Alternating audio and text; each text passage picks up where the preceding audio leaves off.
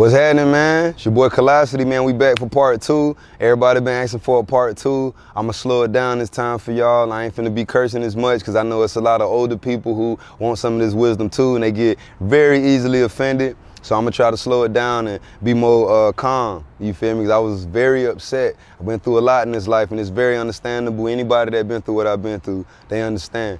But yeah, man, I'm back at it. It's gonna be our second one. El Camino Black, respect the vibe, baby, let's go.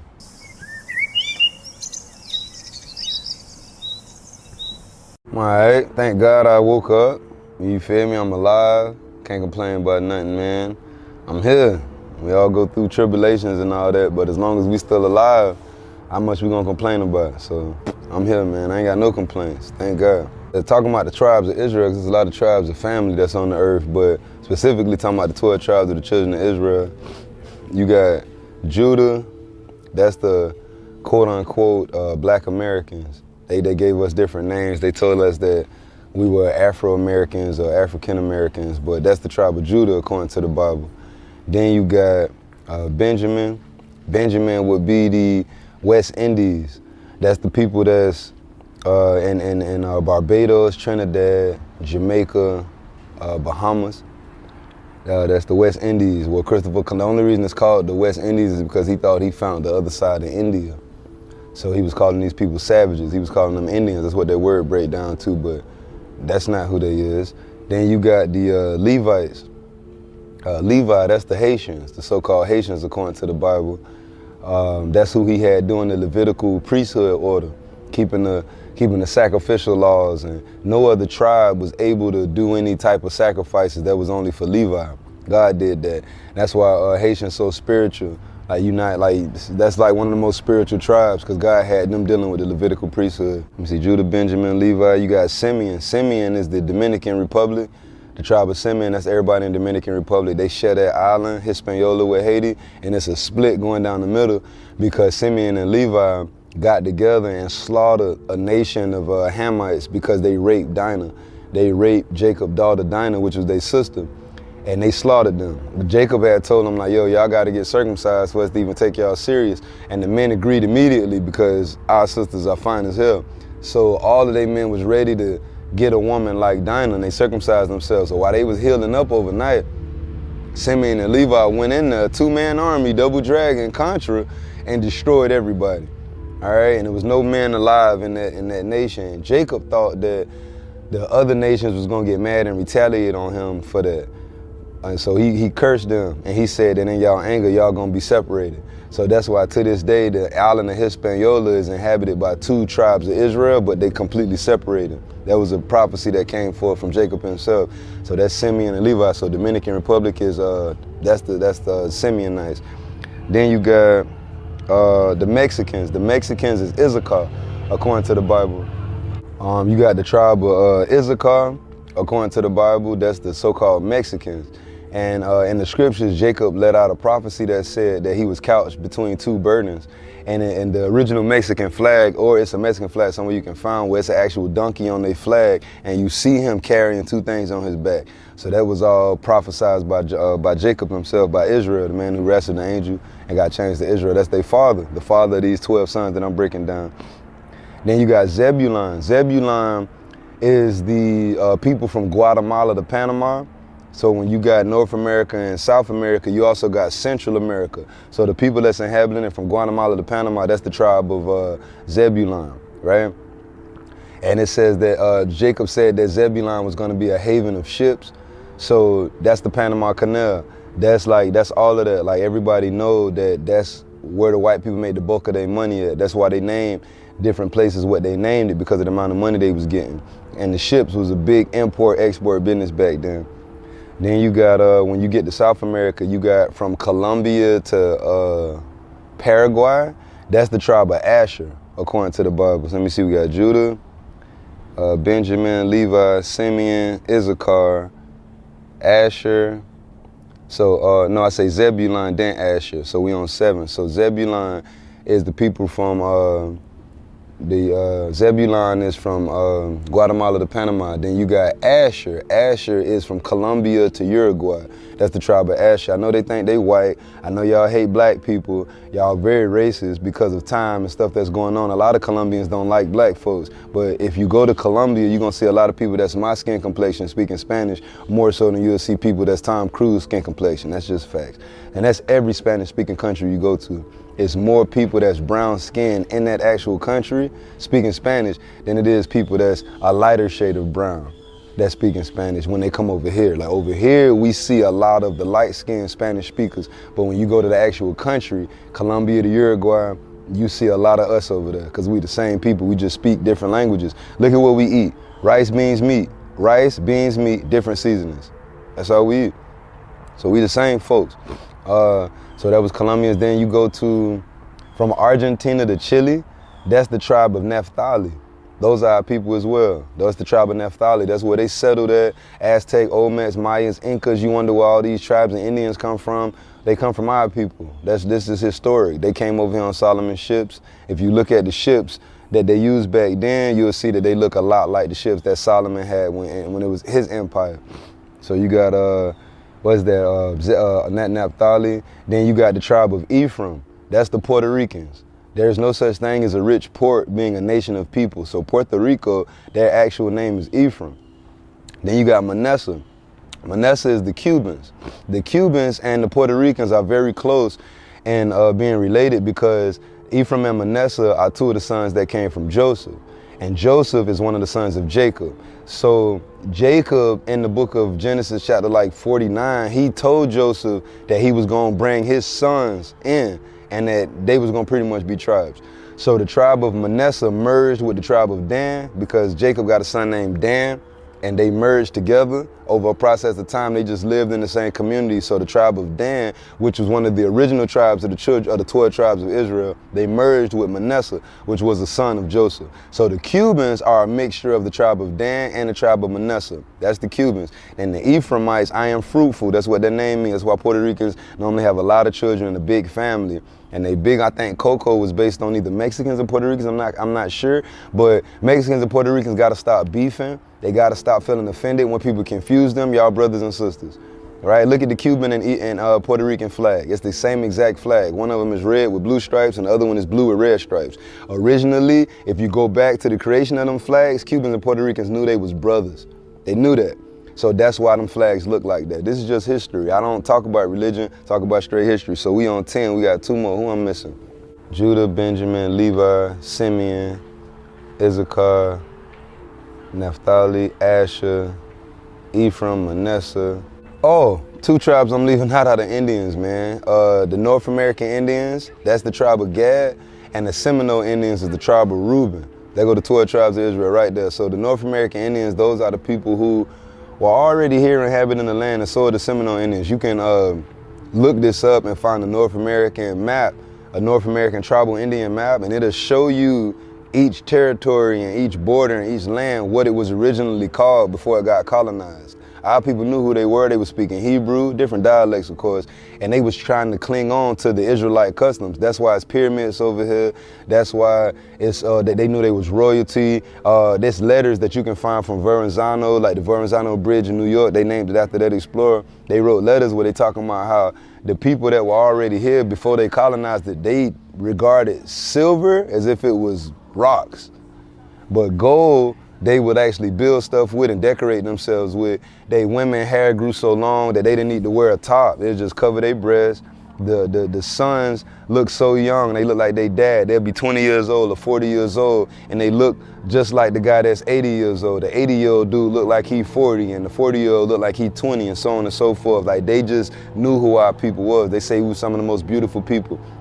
So the Native American Indians, that's Gad, G-A-D, and the Seminole Indians is the tribe of Reuben. So that's all 12 tribes, man. That's who we really are. They've been lying for so long, but our nationality, our ethnicity, that's very important.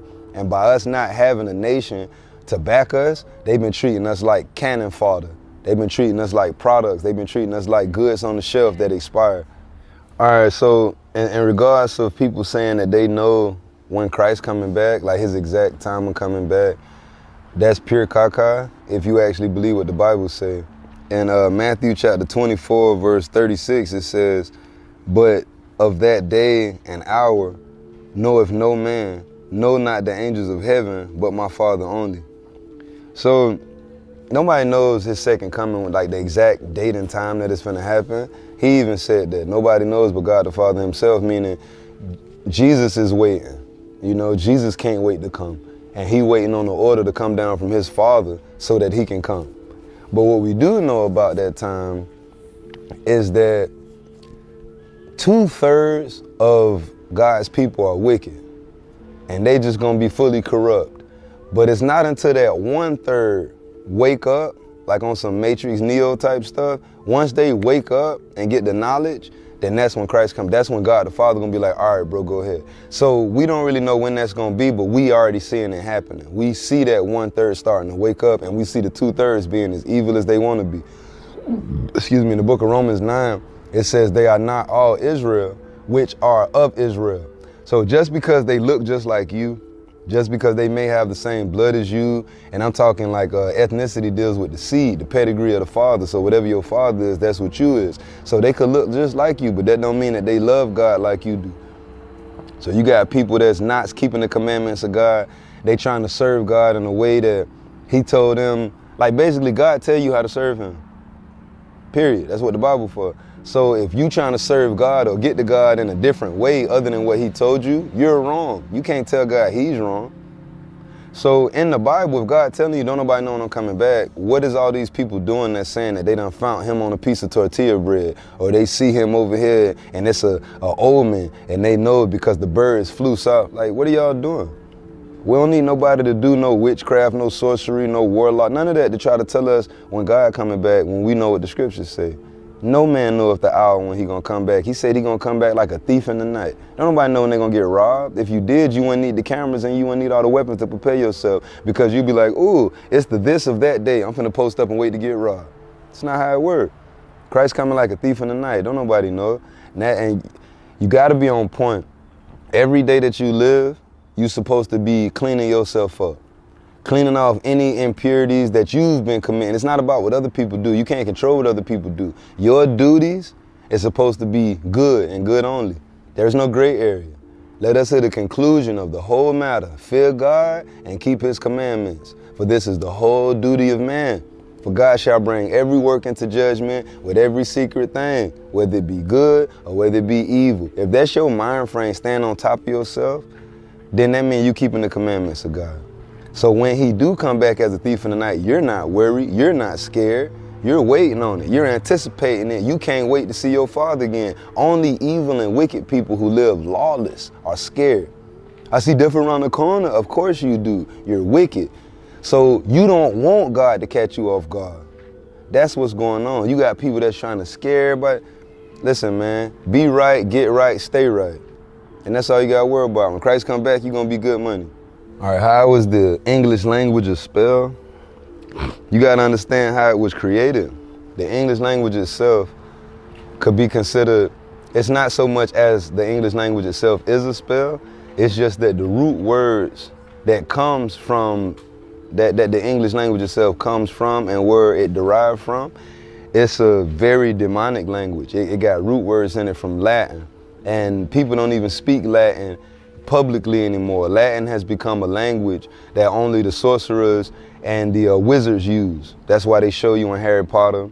They show you in all of these movies like Chris Angel or whatever, not a movie, but whatever, any of these guys, any of these magicians, right before the last little final moment, they say something Latin. They say the Latin because like what people don't know is those Latin words are names of certain demons. Tricks the demons that's helping these people conjure this whatever. Because like think about what magic is for a second. Magic is a way for people to connect with a power without God. See, the children of Israel dealt with the one true living God. We got an automatic power to the source. That's our power. Other nations don't have that direct source. They don't have that power. So they have to try to other means to get that power. The manipulation of elements, that's always what it's always been about. Everything that's on the earth is a manipulation of elements. The creation process was a manipulation of elements. God just wasn't the, it says that the word goeth from the Lord, and great is the company of them that publish it. So God say something, and then it happens, it comes to pass. Now, when it comes to the people that's on the earth in these vessels, God didn't treat everybody the same. He looked at, in the book of Amos, he looked at the nation of Israel and said, you only have I known of all the families of the earth. Therefore, I will punish you for all your iniquities. That being said, the sacrificial law, the covenant of circumcision, that was only given to one family on the earth. And because of Abraham having that faith, his children, not even all his children, but those of his children who God chose, like not Ishmael, but Isaac, not Esau, but Jacob, they're the ones that God was like, look, y'all got power. That's what the name Israel means. His name got changed from Jacob to Israel because you got power with God and with men. So this power is what they hated, and they wanted their own version of that power. This is where magic comes in there. They want to manipulate the elements, just like the Levitical priesthood was manipulating the elements for the sacrifices, lighting incense, pouring oil, exactly how God told us to do it, so that whatever they was doing was literally cleansing sin. It was actually stopping the death angel from killing somebody. In the book of Tobit, you read about how it was a demon that was attacking this lady and stopping her from getting a husband. Every time a husband would try to marry her, the demon would kill it. So the angel accompanied Tobias, which was Tobit's son, to marry this woman, and the angel told him they had caught a fish. He told him to get the gallbladder of the fish, and when he get there, before he do anything with that girl, he was going to have to throw it on the fire, throw some incense on it, something he had to do to that gallbladder of that fish. And he said when the demon smelt that, he would get up out of there. The manipulation of elements. Tobias did that, right? The demon left, and Tobias married that girl.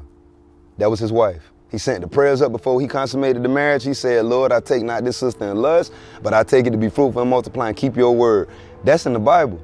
So from the manipulation of elements, he was able to repel an evil spirit. So with the manipulation of elements, that's also how they conjure them and bring them to them and do things that they consider power. The English language is a bastard language that got words in it from Latin and Greek. The Hellenistic Empire and the Roman Empire were people that practiced magic. They had oracles, they had sorcerers, they had what they call them the Sisters of Fate, where they just go to these people and listen to them. They, in the movie 300, showed you these mutated guys that live in the mountains and just rape virgins or try to keep virgins sacred to try to see if they can get a vision. Whatever they got going on, it ain't got nothing to do with the Bible. But they doing this stuff hoping that a spirit, an entity, an extraterrestrial or an alien or a demon would pierce the veil and communicate with them so that they can have some type of power from the other side, like they showed you on Princess and the Frog, friends from the other side. But when it comes to the children of Israel, all we had to do is keep the commandments of God, and we had that power. So you wrestled an angel. The angel was like, bro, what's your name? He said, Jacob. He said, your name ain't Jacob. Your name is Israel, Yashar Allah. For as a prince, you got power with God and with man. That's what Yashar Allah means, Israel. That's what that means. We the only nation of people on the earth that got a direct line to the source. All we got to do is talk to them and pray. They have to do magic. The English language is a language that's manipulated with magic in it subtly. So because they taught us that language and ripped the Hebrew away from us, and now that's what we speaking, we actually be speaking curses on ourselves unknowingly. Like when you say things like, I wish a nigga would. When you say things like, I'm black. When you say things like, I'm broke. These things have a vibration. Every word got a vibration. See, English is a weaker vibration because it's a bastard language, a bastard tongue. Why do they call it a bastard tongue? Because there's really no mother or father from it. It came a little bit from everywhere. It's a lot of different mixes of other languages inside of English. That's why it's a bastard language, and that's why it's a quote-unquote semi-magical language. You can speak things into existence with this language that we speaking. God and all his amazing wisdom knew that we was going to be speaking a strange language. It even say that in the Bible. You're going to be speaking a strange language. So this language that we speaking right now, God already knew we was going to be speaking it. That's why he moved the spirits of the Council of Nicaea so that they can translate Hebrew, Greek, and Latin, all the papyrus scrolls and all of that into English for the very first time. Only God could do that. They want to blame King James and the other King James. It's not about them and what their agendas was. They had propagandas they was pushing. What was it about what was going on in their regime that made them stop everything they was doing in their campaign and focus on translating the Bible? That was God. Only God could have stopped that man from doing what he was doing to focus on the scriptures. God made him do it. Just like he made Pharaoh say no. So he hardened Pharaoh's heart. Just like he made King James and all the council of Nicaea translate the Bible. People say they don't believe that. Who gives a damn what you believe? Explain it another way. We'll wait.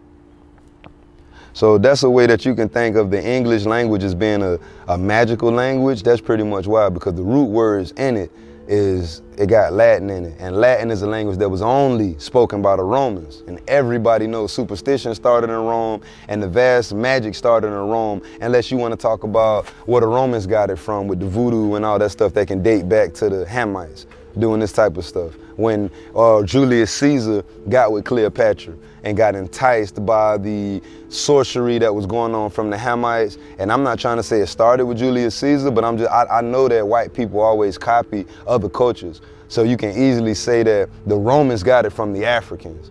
You can say that all you want, but it don't change the fact that God never told his people to deal with magic. The Knights Templar, you can see the Knights Templar is an order of knights, an order of warrior priests that the Pope himself put together, that before then, no other nation besides the nation of Israel could even say that they had warrior priests. It was unheard of. There was no such thing as a man of God that'd kill somebody. You don't hear about that unless you go into the Bible and start opening up scriptures and reading how God gave the authority to a priest, to a king, to a man of God to go kill. You don't hear about that nowhere else in the Bible. But after they murdered Jesus Christ and after they killed the 12 apostles, that's when the Pope created his own order. He got the seat of Jesus. He set up his own apostles, and then he put men in the position of his Knights Templar, who he wanted to send throughout the lands to initiate his propaganda, which was the papal bulls of his papacy. And you can look up papal bulls. This is 2025. You can research this stuff on your own time, and you're going to see how the Pope himself orchestrated slaughters, wars, genocide, all of these things from the Pope himself, who everybody thinks is holier than thou. All he wanted to do was eradicate the truth. So he used the Knights Templar to go to a lot of these foreign lands and push the propaganda of Christianity, Judaism, and Catholicism. Because before the Pope sat on the throne, none of that existed.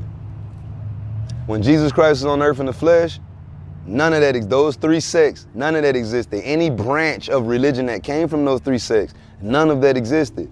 So you had people that were Muslim because Ishmael is the older brother of Isaac. So the Muslims been here for a long time. The Arabs and the Iranians, they've been here for a long time. They come from Ishmael, they'll tell you that. The Buddhists, the Asians, they've been here since Lot. They've been here for a long time. So it's a lot of cultures that been here already going against God, serving their statues. That's what they do. They've been here for a long time. What the Pope was doing was sending people in these lands, forcing them to become Christians or Judaism or Catholic. They wrap it all up in being a Christian. That's a religion. God ain't never deal with religion. It was all about culture. So they go to these different countries with these soldiers with crosses on their shield, forcing people into the propaganda. They come to you, do you know about what it is to be a Christian? You act like you don't know. It's war. They called it the Holy Wars. Indiana Jones had a movie talking about this. I think it was the Crusades. And it's crazy because a lot of people don't know that Indiana Jones was looking for biblical relics. One of the movies, The Crusades, he was looking for, I believe it was a Holy Grail, that the cups that they did the Last Supper sipping with, he was looking for that. An actual vessel that Jesus Christ used, he was looking for that. And another one they was looking for, Raiders of the Lost Ark, they was looking for the Ark of the Covenant. It's right there in the title. And at the end of the movie, it shows somebody touched the Covenant and died, just like God said they died in the Bible. So that's what's going on with, as far as the Knights Templar, man, they were sent to like pretty much destroy Israel or enslave Israel. And that's what one of the papal bulls, the Dum Diverses, it gave the authority to Portugal, Spain, and France to go and subjugate these different places. And the Knights Templar was pretty much like the demolition crew. They'll come out and just, any warrior that's gonna stand in y'all way, they gonna come and knock them down. Now you got the colonizers to come and pick and choose who gonna be slaves and then get them on them ships and take them away. That's just history. That brought us into the Dark Ages. That brought us into the bubonic plague. That brought us into everything that we know that's going on now. That's the perfect bridge. If you want to know what's the bridge of the gap from Jesus Christ all the way to them colonizing North America, read into the Knights Templar. And you're gonna see exactly what the Pope had going on. That's why Assassin's Creed be trying to throw little Easter eggs out there. Every Assassin's Creed game they come out with, they try to throw a little more information about the Knights Templar. They squeeze something in there. They talk about Amerigo Vespucci, cousin Christina Vespucci. And it just throw it off, but when you get this name Vespucci, who is that? You look it up, Amerigo, that's who they named America after. That's who was on the ship with Christopher Columbus, who founded this place. So everything has always been the propaganda of the Pope himself. Papal bulla, that's his sign, the seal, the papacy. Y'all look this stuff up. So that's pretty much in a nutshell the Knights Templar. And I don't want to not say this about the Knights Templar, but they were very evil.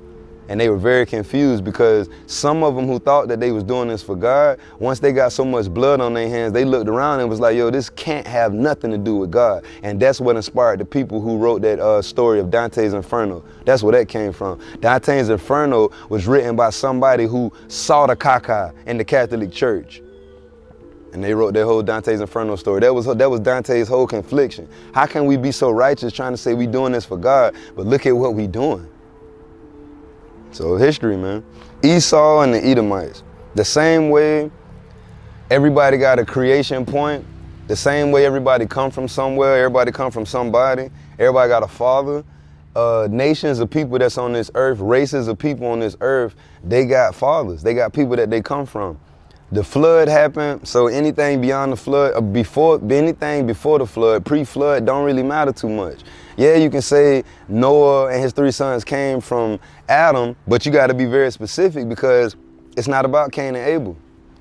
Abel died childless, and the children that Cain had that reproduced the world, yeah, they did some stuff, a lot of evil stuff, but they all died in the flood. Noah came from Seth.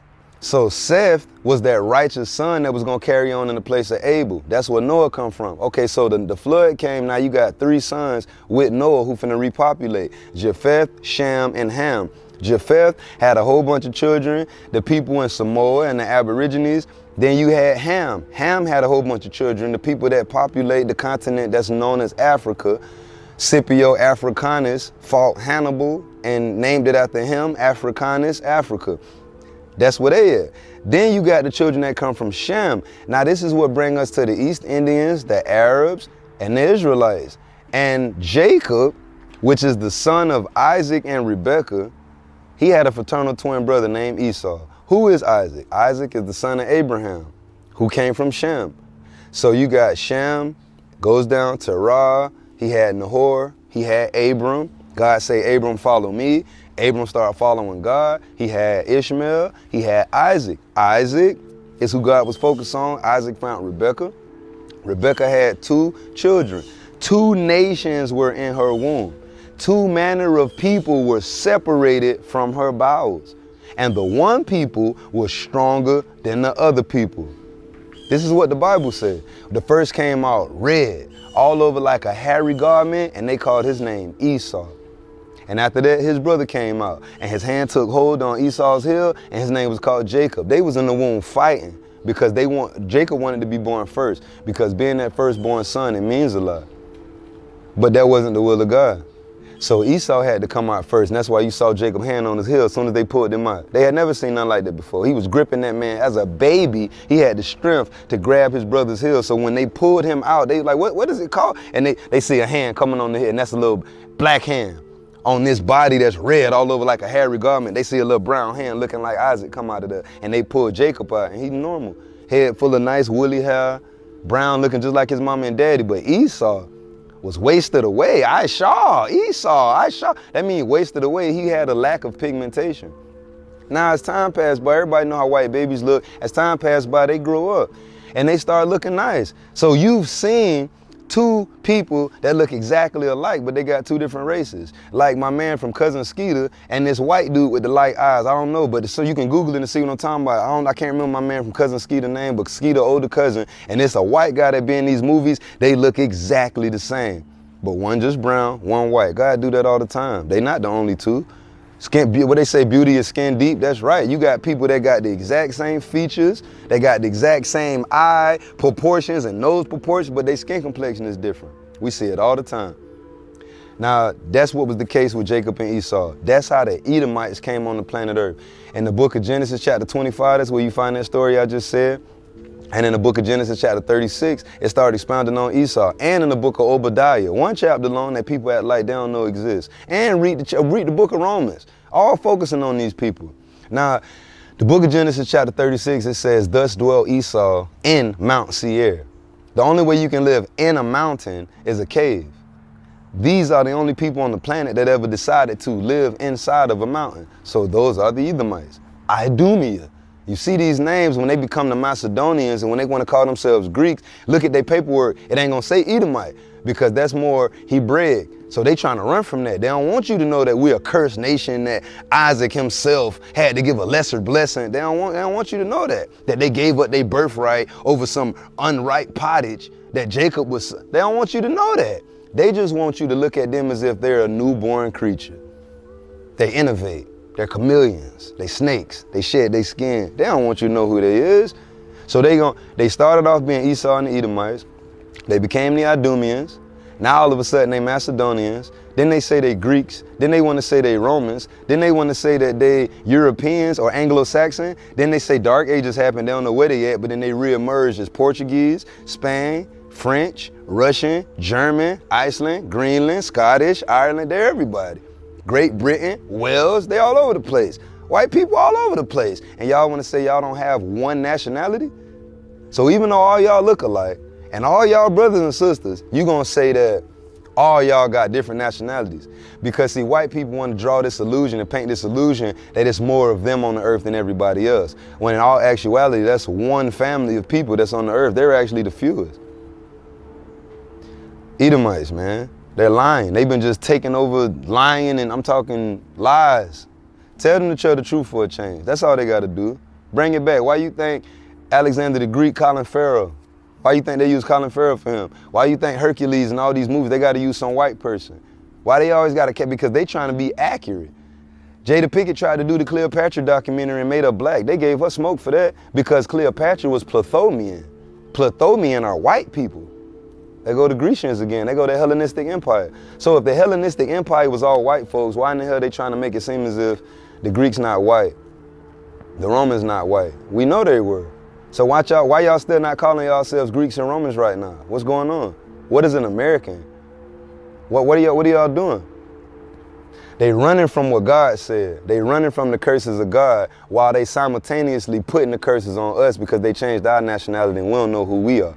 So by them knowing who they are, but faking the funk and living according to our commandments, subtly, the Jewish, the Amish, they've been able to prosper with our commandments. Meanwhile, they got the children of Israel forgetting who they are, not keeping the commandments, furthering the curses on us. That's what the Edomite is. Prisons ain't nothing but like privatized slavery.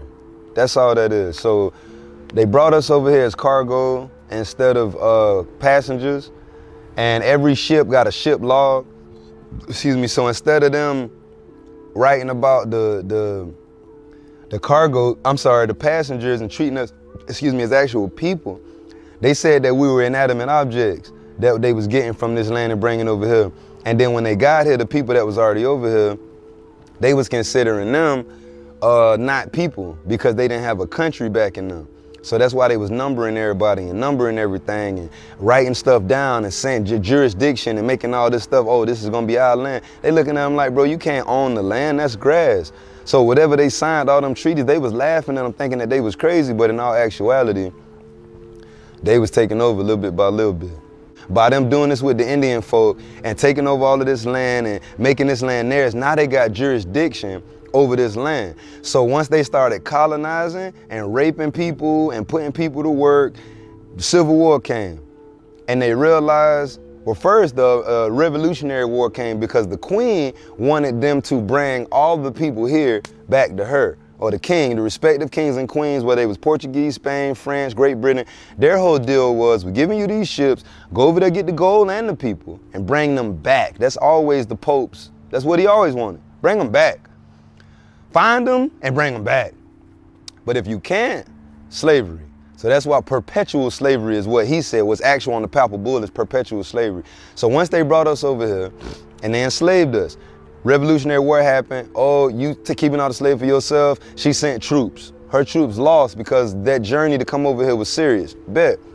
They colonized, they won, they kept colonizing, and they started beefing. It was an internal strife between the North and the South because they was like, look, time is gonna pass by. We don't need to rape them and we don't need to force them. All we gotta do is let them think that they're free, and then we can just go out and have sex with them. All we need is money. They're always gonna be the broke one, so if we got money, can make their life better, we're gonna be able to have sex with them regardless. And that's always been the goal, to have sex with our women. So they didn't want to forcibly do it in slavery no more, so they was like, you know what, let's free them so that we can just get them. Now, by them freeing us, once they freed us, the first thing they did when they freed us was deputize every white citizen. This is history and facts, go look it up. Every citizen, every white citizen automatically got deputized by the police department to watch the freed slaves. And anything that they did wrong, stipulation to bring them back to slavery. That's how prisons became privatized slavery, because they pretty much kept the plantations going, but they had to innovate it. So they built it over here on some property that somebody owned, because they just took all the land from the Indians. Cool. So they got some land over here and they start building buildings on it that look a lot like schools. But in this particular building, when a slave get out of line, we're gonna put a chain on his leg, and the chain gonna be connected to a ball, so he can't go nowhere. And we're gonna make him break these rocks from big rocks into little rocks, because they was using that for different construction things. That's why all the train tracks back then had them little rocks on it. A lot of train or railroads got laid by prisoners, which weren't nothing but slaves that just got free and then put right back into captivity. That's who laid the railroads down. And we wouldn't have had no railroads if it wasn't for the help of the Asians. A lot of people don't know that. There was a whole bunch of Asians around. As that show Warriors, touch on that. They don't like to give the Asians props. These people want to take props for everything. But it's a book you can get called Black Inventors of America, where you find out the reason why we don't have to have an outhouse behind our house that we go take a caca in, is because of a black man. The reason why you got railroads, which is how Wells Fargo made the transition from stagecoaches to trains, that was because Asians with them railroad spikes and the knowledge of manipulating that metal so that they can lay them tracks down. They don't want to give the Asians their credit, but the credit is due to where it's due. Now, they may not have been strong to lay it all the way, whatever, so they got the nigger slaves to do it or the prisoners to do it. That's why all them cartoons, you always see they got the stripes on with the black and white. They on the railroad doing this right here. Yeah, who you think laid the railroads? The slaves, the freed slaves that they put right back in prison. And that's how they kept it going. That's why when you get to prison, you a number. You don't got a name no more. You just a number. They feed you whatever now. They can come in there and fuck you now. Like, why is this going, whoa, it's slavery. They was fucking you in slavery, so that's why prisons, they fucking you in prison. The guards will fuck you, not just the inmates. Let you be tough, and the warden will be like, look, humble him. Just like slavery. Overseer, officer, overseer, officer. KRS-One broke that down to y'all a long time ago. So privatized slavery is nothing more than these prisons. These public schools, another version of that. You want your children to be smart? Homeschool them. Teach them the laws of God. Teach them financial literacy. That way when they get around these people who trying to teach them the basic skills, they acing that. They telling them, all right, look, I'm done with all of this. Now I'm trying to, where the money at? See, that's why they would kick us out of school when we was young. They talking all of this X plus Y equals MX plus B, and the A squared plus B squared equals C. That stuff is not gonna help you when it's time for your mortgage. It's not gonna help you when it's time to pay your bills. It's not gonna help you when you finna get evicted. So you'll be sitting in class as a little black kid like, yo, I was in the grocery store last week and nobody gave a damn about none of this. There was no formulas. He scanned my stuff. I had to reach in my pocket and pull out money. They'll kick you out of class for talking like that because you telling the truth. If you're not trying to be an architect or no beaker flipper in chemistry, why we gotta learn about letters with numbers? That's confusion. ABCs, 1, 2, 3s, they always been separate. Why in the hell are they together now? Confusion. They want to keep your mind thinking about something that ain't got nothing to do with your everlasting life. So privatized prisons and slavery, that's what that is. And keep you a slave, keep you in captivity to physically be strong, but mentally be weak. Now, that's my favorite part, because I look at it like that's the most important thing in the world. A father in a child's life. A child, whether it's a male or a female, a father is detrimental to their life for every reason you can imagine. Starting for ladies first, a little girl having a father in the home, she gonna see from a first-hand account of how a man's supposed to treat a woman. and how a woman treats a man. Because if a female, a baby girl growing up with a man in the household that care about her, then she gonna know how a man supposed to treat a woman, and she gonna know how a woman is supposed to treat a man because of her eye contact, for her seeing it, firsthand account. She's an eyewitness of this. So if the husband is very affectionate to the mom, she's gonna grow up wanting a man that's affectionate to her like that. She ain't gonna really want to accept nothing less than that. If the husband is, kind and nice and soft-spoken, and he get mad when he outside when something going on, but as soon as he hear his wife talking, he's a completely different dude. He's a softie. A girl is gonna think all men are like that until she realizes that it's men out here in the world that's not like that. And that's what's gonna make him not be a dude that she like, because she's looking for a man that's like her father. Now, the woman, the mom, she's gonna be treating the husband a certain way. They always break it down to cooking and cleaning and wife, but it's so much deeper than that. It starts with the affection. That's what it starts with. Why is this woman cooking and cleaning? Why? Because she loves him. See, men chase women nowadays. It never was like that. A man was so focused on keeping the commandments and being righteous that right there was making him excel a whole bunch of other people. And that woman would find that attractive about him. Or she minding her own business and he would notice her and ask for her father what the dowry is. He paid a dowry, that's her hand in marriage, now it's a celebration. That man raised a father in the household, that man raised his daughter. Nobody clapped cheeks. She's a virgin. So he's gonna walk her down the aisle, that's why she got on white, and hand her to this man who is another man of God, who's already situated, and now he's like, yo bro, from the age of infancy all the way to teenagency, I did my part, now it's your part. So he gonna thank you, Pop. That's his wife now. After the whole ceremony, they do the reception, they throw the rice, and they go to the honeymoon. They consummate the marriage, they make it real. He break her virginity for the first time. Her hymen is broke. That's her husband until he died. This is what your father teach you. The scripture says God is the head, and then the man is right up under God, and then the woman is right up under the man. That's the order. So if you raising a household without the father in the household, that's going to be detrimental to that baby girl, because she not going to know who she need to procreate with. She not going to know what a real man is versus a little boy. Now, as far as the brothers, we need a man in the household because our mothers can only teach us so much. And whatever our mothers teach us, it's going to be based on what she know about her mother and father. If she didn't know her father, then that's just straight girl-on-girl advice, girl-on-girl influence. She telling you what her mama told her and what she feel for you. That's double girl influence on the boy without the influence of a father. So he going to grow up probably being a homosexual, maybe. He going to grow up being a effeminized man. He gonna grow up being an emotional man, like a lot of cancers, no disrespect, but it's real life. Very emotional, because they imitating their moms. Men not emotional like that. Men, poker. If you wanna think about a man, think about playing poker. We be chilling, bro. It don't matter how we feeling. We like the ocean. Yeah, some waves may crash, but for the most part, you don't know what's going on under the surface. There's so much stuff going on. Just dip your head under, see all the life and the fishing. That's how, man, we chilling. But on the surface, we cool, calm, and collect. You walk in the room and see a man doing something. Ask him what he doing. That. Whatever you see him doing, he's doing that. He ain't doing nothing else. He ain't got no ulterior motives. It may look like I'm cleaning out the disposal, but really, I'm fixing the roof. It don't work like that. Women are completely different. You walk in the room, catch them doing something, they knew you was walking in the room at that moment in time. They already had stuff set. They different. Men and women are supposed to be different. That's the contrast.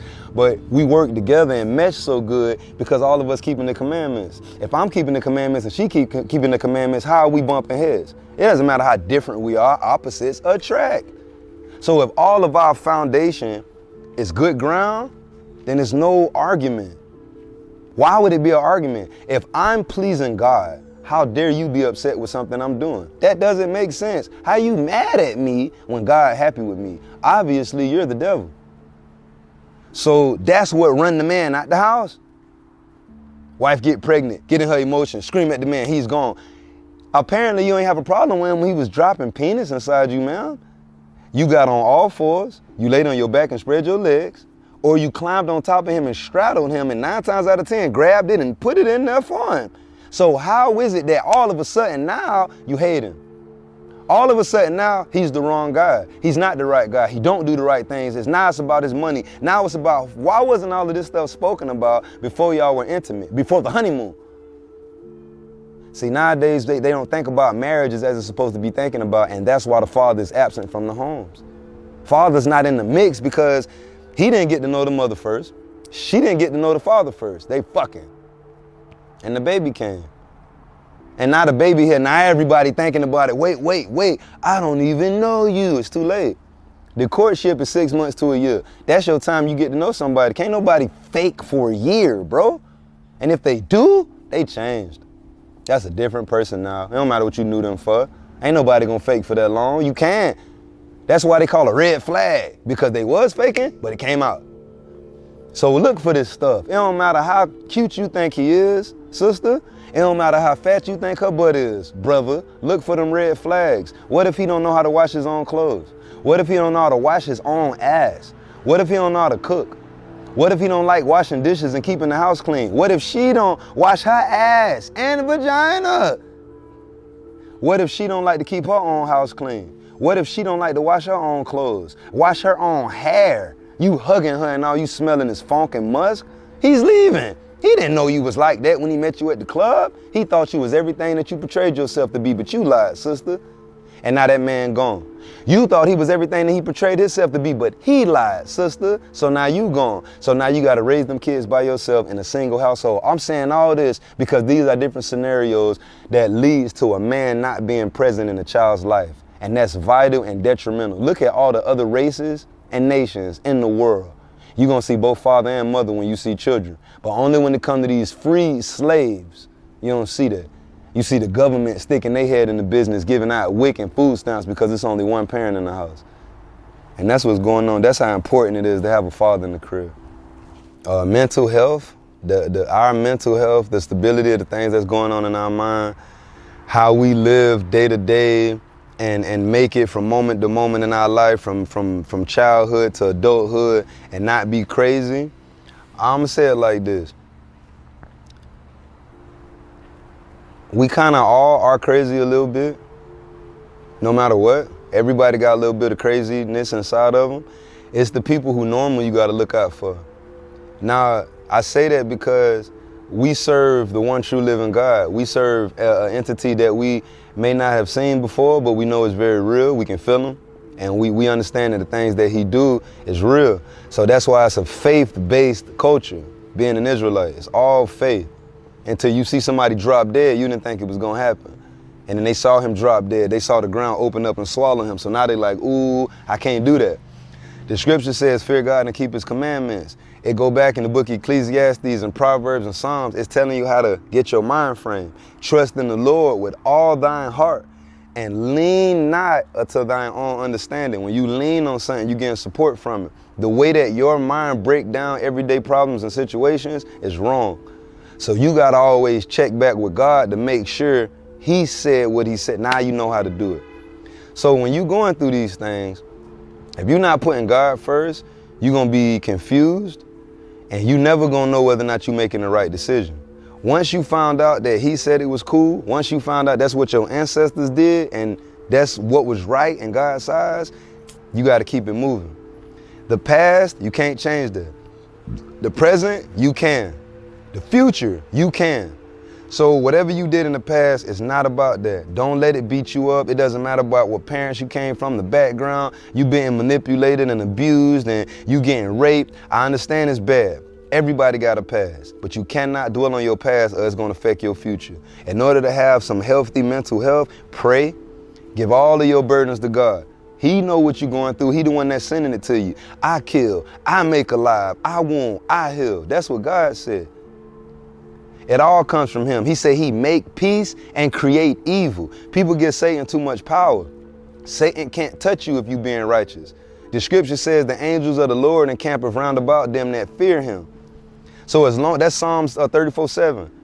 One time for my mother, because she just reminded me what it was at. So if you keeping the commandments of God, it's literally that hedge of angels around you that was talked about in Job. Satan can't get through that. He have no power over your vessel unless you give him power. How do I know this? How do you sum it up? How can we simplify it? God gave you 4 sets of laws. Moral laws, civil laws, dietary laws, ceremonial laws. This is not for the world. God said, hey, Moses, speak unto the children of Israel. Everybody in the world, all these other cultures that base their cultures off these 4 sets of laws, man, shout out to y'all, because how else you gonna be if you want order? But just don't lie and say you did it first. Tell the truth. Y'all were lawless heathens until you saw what the children of Israel was doing. Moral laws, that's how you deal with yourself. What do you do every day you wake up? Your brothers and sisters around you, how you dealing? Before you even get to them, your brothers and sisters around you, got to see them when you leave the house. Before you leave the house, what are you doing with yourself? Your hygiene, studying, all of that. That's moral laws, the type of person that you are. That's in the Bible. Then you got your civil laws. Now you outside dealing with your brothers and sisters. How are you dealing with them? What your actions that's coming from you, are they good? Or are they bad? If they're good, then everybody gonna see the good and they gonna repay the good. Karma. Good come out, good go back in. If you're bad, same thing. They gonna see the bad action and never forget. So the bad gonna come out and you gonna get bad back. Soon as you bend the corner, oh man, let's pack up and go. We don't wanna be with him, he be stealing. You ain't stole nothing that day, but you stole something the other day. Bad go out, bad come in. Dang, there go that such and such brother. Yeah, man, pull out a seat for him. I like him when he around. Good go out, good come in. This is what happens. This is the design of life on this planet Earth. That's why we got the commandments. Dietary laws. What are you eating? If God didn't care, why is Leviticus 11 in the Bible? See, people talk, but they gonna send you to hell. It's not about what they say, it's about what God said. And God said in the book of Leviticus 11, he says to make a difference between the unclean and the clean, between the beast that may be eaten and the beast that may not be eaten. You can't get no more crystal clear than that. We got a dietary law when it comes to the Bible to sustain this vessel of flesh and blood. All man formed from the dust of the ground, different shades of brown, to sustain this terrestrial vessel on this terrain. He had him eating fruits and vegetables in the Garden of Eden. Herbs, trees, plants. Yaki Awaken, putting you on beat. Healing the Illusion, he putting you on beat. Shout out to my boy, putting you on beat. Bring it back to the paradise living, eating. Get the parasites up out you. What you eating all of this caca for? What are you doing? You are what you eat. You flip it over looking at the ingredients and enriched flour and riboflavin. What are you doing? Why would you eat that? Why are you giving it to your babies? It's people who don't even cook for their children anymore. They just give them the riboflavin. Whatever this stuff is, they feed their baby, they let their baby go to sleep. Babies are living on cookies and chips and going to sleep. You wonder why your baby malnutrition. You wonder why your baby stay in the hospital. You don't have a primary care physician, so your baby in the hospital all the time. Why? You are what you eat. You giving him chemicals. You giving him foods that look like food, but it's not food. Why you ain't just hand him an orange or an apple or a pear or some grapes or a melon? Cantaloupe, honeydew, watermelon, mango. It's so many fruits you can give your child. They want sweets, give them a sweet fruit. But you want to give him jujubes, chocolate bars, Lunchables, cookies, snack cakes, zebra cakes, chips, nothing. He's literally got nothing digesting in there. He just ate it, looked like food, and it's nothing. And he caca-eyed, nothing. And now he's sick. Now he's lacking all these nutrients and minerals and all. It's deep. Dietary law. Then we got the ceremonial laws. Ceremonial laws. What holidays you keeping, my boy? Leviticus chapter 23 talk about the holidays that God wants you to keep. How is that not important? How is that not important? It's holidays that God wants his people to keep because we were supposed to die, but we didn't die. Divine intervention intervened and we lived. So we got a holiday to commemorate that. The Egyptians were supposed to wipe us out, but we didn't. They didn't. 10 plagues hit them and we walked on dry ground. That's the Passover, baby. We represent. the Sabbath, creation. God rested, we rested. We got a high holy day every week, the Sabbath day. Then you got the Feast of Tabernacles. All in Leviticus 23 now. We got the Feast of Tabernacles. When we was in the wilderness walking around in the desert, we had a place to stay. We weren't bums and nomads like all these other nations and cultures want to label themselves as, not the children of Israel. God told us the goodly trees that we could get, and we made homes to protect us from the elements, all 4 seasons. So we could break it down, move whenever they blew the ram's horn. We knew to get up and move, and when there was a war, they'll blow, we knew. There go another high holy day, the memorial blowing the trumpets. Feast of Tabernacles, memorial blowing the trumpets. Then you got the Day of Atonement. The children of Israel literally got a day that come where they fast for 24 hours, and if they keep that fast collectively as a nation, all the sins that they committed for that entire year is forgiven. It's called the Day of Atonement. Jewish people call it Yom Kippur. Bro, this is real. Then you got Purim, that's in the book of Esther. Haman tried to this is Xerxes, one of Xerxes' homeboys, Artaxerxes. That's what the Greeks call him. We called him Ahasuerus in our own language. That's the same dude, the ruler of Persians and the Medes over 70 provinces. That's Artaxerxes. Anyway, he was the one that married Esther. And one of his soldiers named Haman wanted to eradicate the Jews. Mordecai ain't want to bow down for him. So he wanted to kill Mordecai and everybody that was related to Mordecai. They didn't even know Esther was a Jew. So it flipped on Haman. And Haman got put on the same gallows that he was trying to build to kill Israel, and we got a high holy day for that called Purim. High holy day, holiday. They changed it and flipped it, and now instead of us keeping what Leviticus 23 say, they got us keeping their holidays where they serve Satan. Halloween, Samhain. Why do we give a damn about a demon named Samhain? That we got to put a mask on because they say he roaming the earth and his spirit may kill us if we don't got a mask on, and we got to give his minions treats, or they gonna trick our house? That's Samhain. So we got they holidays. Then you got Christmas. Christmas ain't got nothing to do with Jesus Christ. That's a Anglo-Saxon holiday where they were surviving the harshness of the winter. They wanted to get the holly tree because the berries grow on it as a defiance against winter. The evergreen pine tree, the leaves stay green as a defiance against winter. They go chop down the biggest tree and drag it in their house for the Yule log. Then they go hunt down the fattest pig and drag that in their house so they can survive the harshness of the winter. This is Christmas. Saturnalia, the Yule log, the feasts of Nimrod. The 10th month on the 25th day, not the 12th month. The 10th month is Deci. The 9th month is November. The 8th month is October. The 7th month is September. So you got 7, 8, 9, 10. December is the 10th month. On the 25th day, that's Nimrod's birthday. Look it up. People been serving this man for years. The book of Jeremiah chapter 10 says, learn not the way of the heathen. It says, for one cutteth a tree out of the forest, the work of the workman with the axe. It says the custom of the people are vain. It say they deck it with silver and with gold. This is in the Bible, in Jeremiah chapter 10. They deck it with silver and with gold. That's a Christmas tree. This is Jeremiah. Jesus Christ hadn't even came on the earth in the flesh to get crucified yet, and they was already keeping Christmas. Why? Because it wasn't called Christmas back then. Know your history. People been serving Satan for a long time, and now they got you serving it with them. And you so ignorant, unlearned of the facts that you hand in hand with these demon worshipers, and you don't even know that Christmas is against Jesus Christ. In the Bible, in the book of John chapter 10 verse 22, in the winter, Jesus Christ told you that he kept the feast of the dedication, and he walked into the temple, which was on Solomon's porch. So Christ was in church with his brothers and sisters during Hanukkah, the feast of the dedication, in the winter. What is Hanukkah? You find about that in the book of the Maccabees, where the Hellenistic Empire slaughtered our people and forced them to eat pork.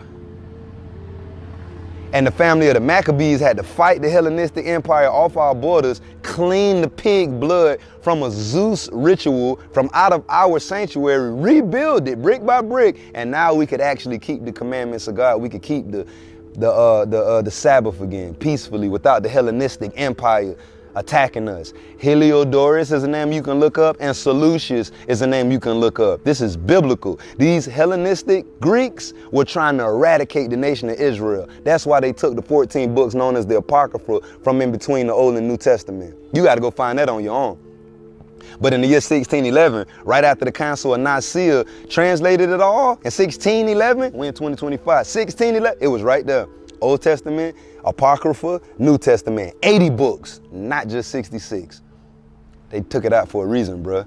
It's a very evil influence. So they go to 4 sets of laws. You got the moral laws, the civil laws, the dietary laws, and the ceremonial laws. I guarantee you, if our people follow these, their mental stability will be in a much better place than it is now.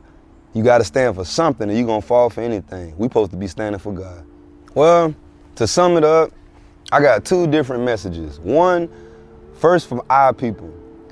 To the blacks, Hispanics, and Native Americans, I want y'all to know that God loves y'all more than anything, and that he waiting on y'all to get right so that he can come back and give us paradise on earth again. Our people that's been rebellious and trying to hug the heathens, their ways, their customs, their lawlessness, their whole mentality of just do what thou wilt, that right there is gonna lead you to hell. That's gonna lead you to curses. That's gonna lead you in a place that you don't wanna be. And it's cursing your children because they don't know why you were so wicked.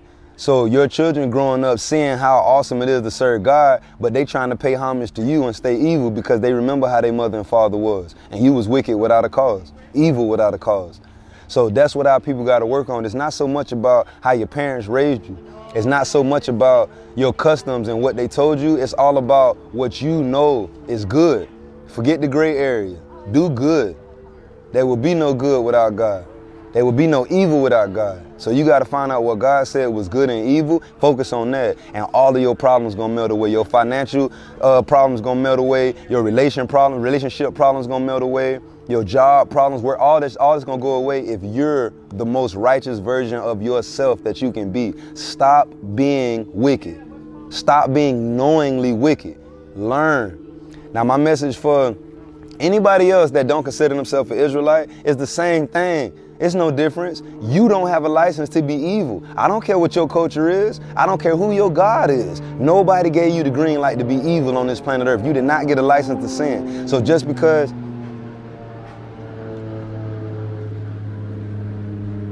I want to make sure y'all hear me. They did not get a license to be evil. It doesn't matter what your culture is. It doesn't matter where in the world you from. It doesn't matter what laws that your people grew up on. I don't want to step on the blade of grass or to kill the grass. I don't want to step on the ant. I don't care. You need to be following the commandments of God too. Because your God, whoever you say he is, once upon a time, he served the commandments of God too. So your lesser gods were created by the God, the creator. The main creator created all of these lesser gods. So all of these other nations, other ethnicities, and other cultures, y'all got the same order. Be right, be good, because y'all going to hell too if y'all not right. Period. While you on the earth, represent good.